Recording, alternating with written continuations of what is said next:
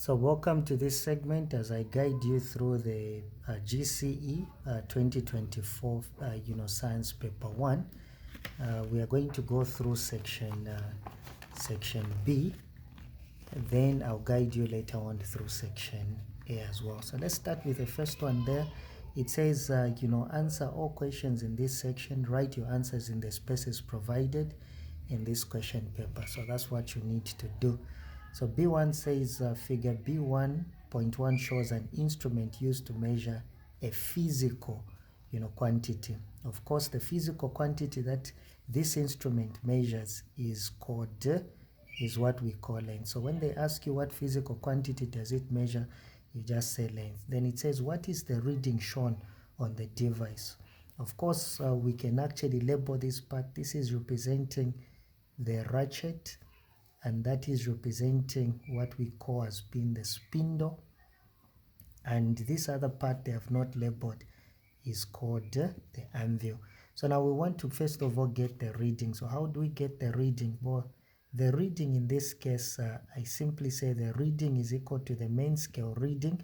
I'll abbreviate that plus what I call the thimble coincident multiplied by the least count. So the least count here, what I'm talking about as the least count is what you call as being the accuracy for using this instrument. So what is the reading? So the main scale reading is read before the start of this scale we call the thimble scale. There's 5. Don't be tempted 5. The next one is 6, 7, then 8. But because you are able to see one at the bottom, it simply means that is 8.5 in millimeters plus. Then the thimble coincident is where the datum line meets with 1 point. So you check on the thimble which point is that in line with the datum line. So 2021 it's point number 22. So we'll say 22 times the accuracy, which is 0.01 in millimeters. So that would be 8.5 plus 22 times 0.01 will give us 0.22. And when you add the 2, it is actually going to give us 8.72 millimeters. So that would be 8.72 millimeters. So this is the reading they wanted you to get there. Hopefully you got that. Name the part, name part P. So part P is simply the spindle. So that is the spindle. Then what is the function of the part labeled E? So what does the ratchet do? So the ratchet, we can say, is used for applying the correct pressure on the object being measured. So it is used for applying the correct pressure on the object that is being measured. Or you are simply using it to adjust the thimble scale. I can actually say if I wanted used for adjusting, so it is used for adjusting the thimble scale. So we can also use it for adjusting the thimble scale. There's no problem with that. Then give one precaution you would take before using the instrument. So what precaution do we need to take when we are using the instrument? One, you need to check for 0 errors by zeroing. So you can actually zero in the instrument, or if you want you can say zero the instrument to check for 0 errors. Then the next thing, before using it, you need to actually another one I can give you is wipe dust particles. So you need to wipe dust particles from the anvil and spindle, because that is where the object will be placed. So you don't want any dust particles to affect your reading. So you need to, one, check for 0 errors. You zero the instrument to check for 0 errors. Then you wipe dust particles from the anvil and the spindle. So don't say clean the instrument. No, specifically our interest is simply the anvil and the spindle, because I've seen pupils making such simple mistakes where they just say clean the instrument. Well, it's basically this part, because this is where the object is being placed. Let's move on and try to see if we can, get to answer some other questions that are there. B2 says figure B2.1 shows a wheel and axle for a simple machine used to lift a load of 240 when an effort of 60 newtons is applied. Then it says define a simple machine. Of course, a simple machine is a device, that reduces, human, effort. If you want, that reduces human effort, that reduces human effort by multiplying, if you want. So you can say multiplying, the force. So it actually helps to, to multiply the force, and that is what, this guy is actually going to be. By multiplying the force, or in this case, we can simply say changing its direction. So that's a simple machine. There are so many definitions. If you wanted, you could have said it's a device, that, it's a device that makes, work easier by multiplying the force or changing its direction. So you could have also replaced this, that makes work easier by multiplying the force or changing its direction. You could have done that.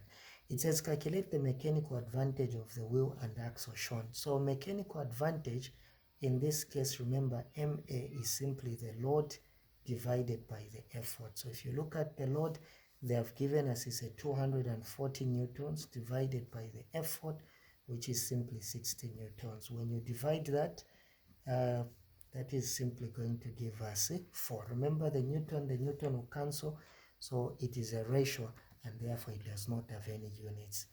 Then C says if the radii of the wheel and the axle are 80 centimeters and 16 centimeters respectively, determine the velocity ratio of the wheel and axle.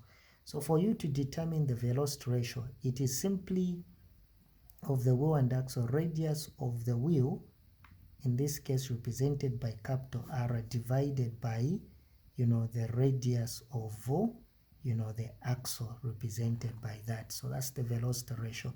So VR will be the radius of the wheel is 80 centimeters, and the radius of the axle, they told us, is 16 centimeters. So this and that will cancel. When you divide 80 divided by 16, that is going to give you 5. So the velocity ratio is 5. Again, it has got no units. It is a ratio. Then the other question says, what is the efficiency? So efficiency can be given by mechanical advantage over velocity ratio in our case, then multiply by 100%, because we're expressing it as a percentage. So my mechanical advantage is simply 4/5 multiplied by 100. 5 there, 1, 5 there, give us 20. 20 times 8 to give us 80%. So our efficiency is simply 80%, and this is what you needed to do there. All right, let's move on so that we can actually see, basically what we need to do. It says a glass-sided box containing a mixture of smoke and air is illuminated, and a microscope is used to view the motion of the smoke particles. All right, then A1 says define diffusion. So what exactly is diffusion there? So what exactly is diffusion? So if we look at diffusion is simply the movement of particles, we can say, from a region of high concentration to a region of lower concentration. So that's what we can simply talk about, and that is what we simply call as being diffusion. So we can simply say is the movement, so it's the movement of particles, from a region, so we can say from a region of high concentration, to a region of low concentration. So that is what we call as being diffusion. So one thing you need to take note of, it actually involves, movement down a concentration gradient. So that is what it involves. Then if you look at a